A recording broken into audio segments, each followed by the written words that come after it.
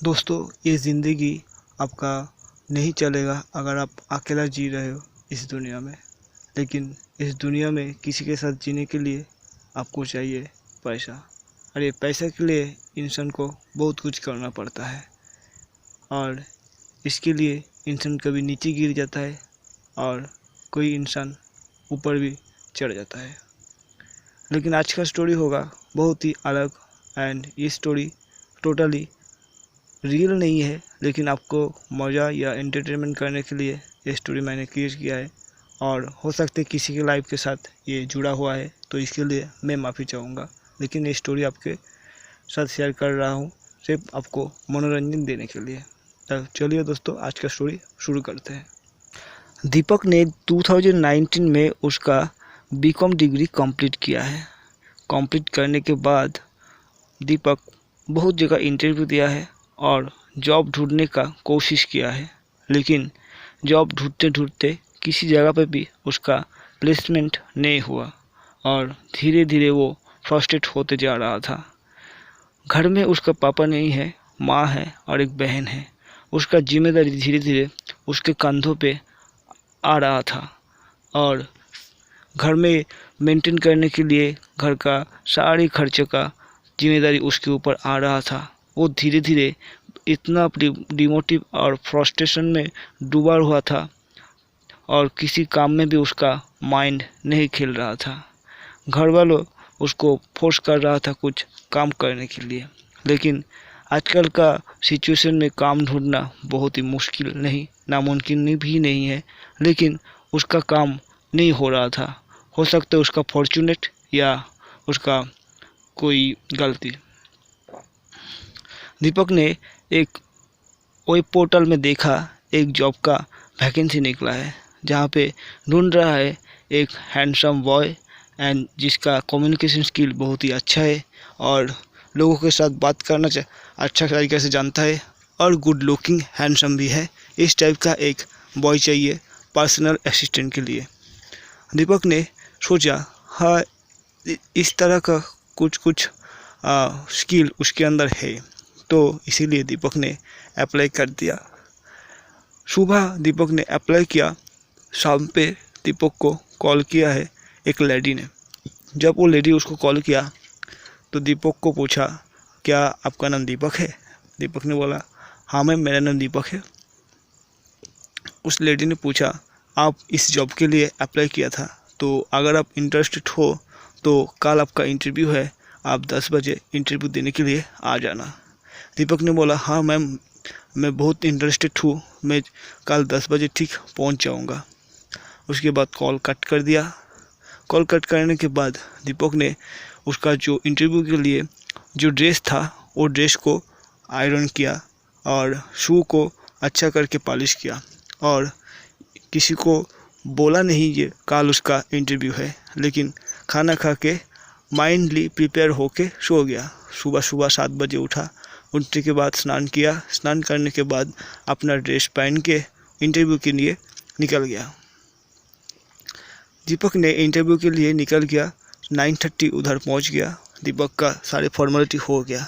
होने के बाद दीपक इंटरव्यू देने के लिए इंटरव्यू रूम में प्रवेश किया।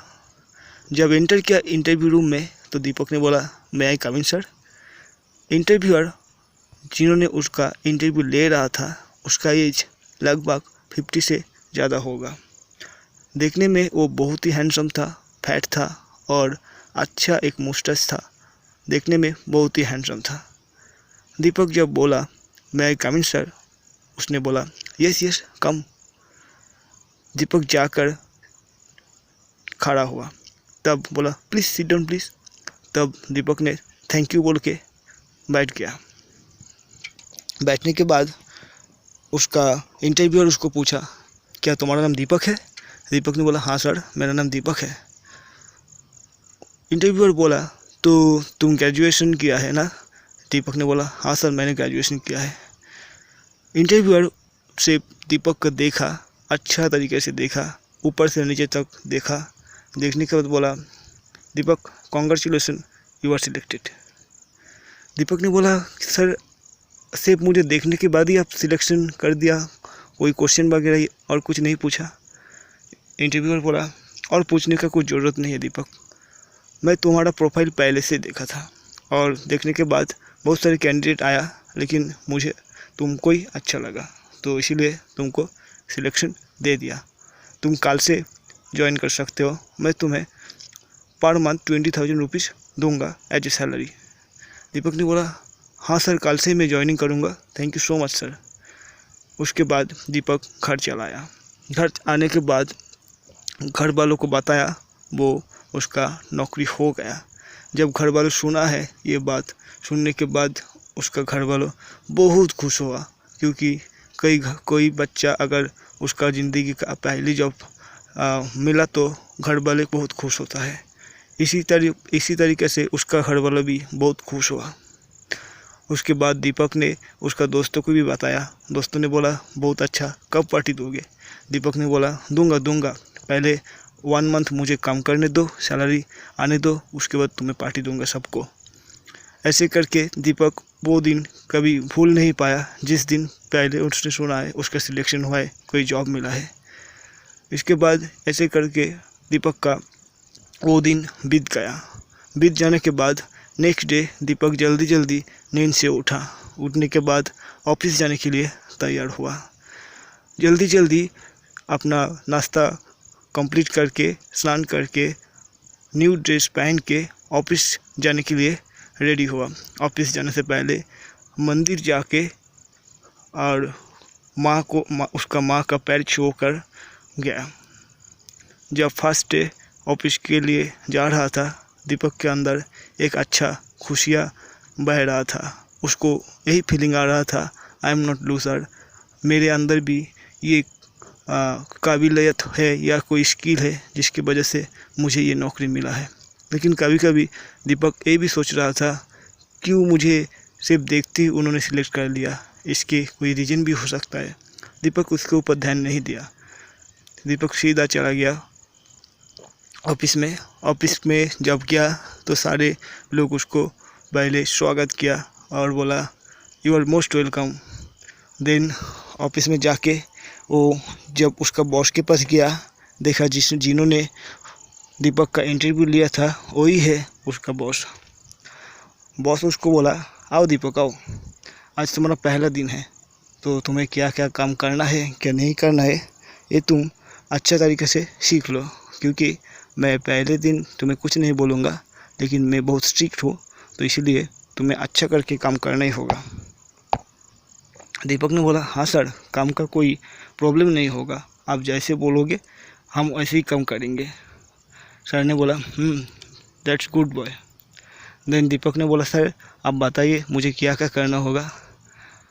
उसका बॉस बोला ज़्यादा कोई काम नहीं है दीपक, तुम्हारा ये काम है, तुम देखो मेरा शेड्यूल, मैं किस टाइम फ्री होता हूँ और किस टाइम मेरा मीटिंग रहता है, सारे काम ये तुम्हें हैंडल करना होगा। अगर कोई फ़ोन किया तो तुम्हें रिसीव करना होगा। दीपक ने बोला हाँ सर समझ गया। उसके बाद सर ने बोला ठीक है दीपक, और लंच के टाइम तुम मेरे पास ही रहना, और एक तुम्हारा एक कंडीशन है। दीपक ने बोला क्या कंडीशन सर? बॉस ने बोला देखो आज तुम्हें ये बात बता देना चाहता हूँ, तुम्हें घर जाने के लिए परमिशन नहीं है, तुम हफ्ते में एक बार घर जा सकते हो और पूरा दिन हम मेरे साथ ही तुमको रहना होगा। दीपक ने बोला पर क्यों सर? सर ने बोला क्योंकि मैं सारे टाइम बिजी रहता हूँ तो तुम्हें ये काम संभालना होगा, और मैं जब नाइट में भी रहता हूँ तो तुम्हें मेरे साथ ही रहना होगा। दीपक ने बोला लेकिन सर मेरे घर। बॉस ने बोला देखो अब तुम्हें जॉब की ज़रूरत है, अगर तुम जॉब करना चाहते हो या तुम्हारी फैमिली को बचाना चाहते हो तो तुम्हें तो ये काम करना ही होगा, और अगर तुम काम नहीं करोगे तुम्हारा घर कैसे चलेगा। तो इसीलिए मैं चाहता हूँ तुम ये काम करके तुम्हारे घर वालों को खुश रखो। और हाँ, तुम्हारे लिए एडवांस 20,000 रुपीज़ मैं तुम्हारा बैंक में ट्रांसफ़र कर दिया, क्योंकि तुम्हें फर्स्ट मंथ आना जाना मेंटेनेंस सब कुछ लगेगा। नेक्स्ट मंथ तुम्हें फिर मैंने दे देंगे। नेक्स्ट मंथ का तुम्हारा 20,000 रुपीज़ फिर मैं तुम्हारा बैंक अकाउंट में डाल दूँगा। पैसे के लिए तुम्हें कोई टेंशन लेने की ज़रूरत नहीं है, अब जाओ तुम तुम्हारा काम करो। तब दीपक ने माइंडली सोच रहा था, उसके मन में सोच रहा था क्या करना चाहिए, ये जब करना चाहिए या नहीं करना चाहिए।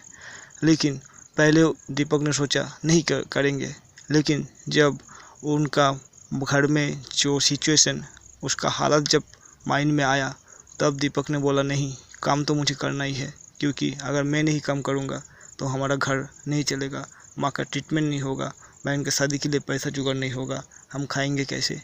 जिस तरह का काम मिल रहा है वही काम मुझे अब करना होगा, क्योंकि ज़िंदगी में टिके रहने के लिए हर टाइप का काम करना ही पड़ता है। तो दीपक ने डिसाइड कर ही लिया, हाँ ये काम वो करेगा। तब जाके बॉस को बोला, सर मैं ये काम करने के लिए तैयार हूँ। बॉस ने बोला, वेरी गुड माय बॉय, मैं जानता था तुम ये काम करोगे, तुम मेरे साथ रहो और तुम्हारा ज़िंदगी में रोशनी आ जाएगा। मैं जैसे जीऊँगा तुम्हें भी इस तरह का एक ज़िंदगी देना चाहता हूँ।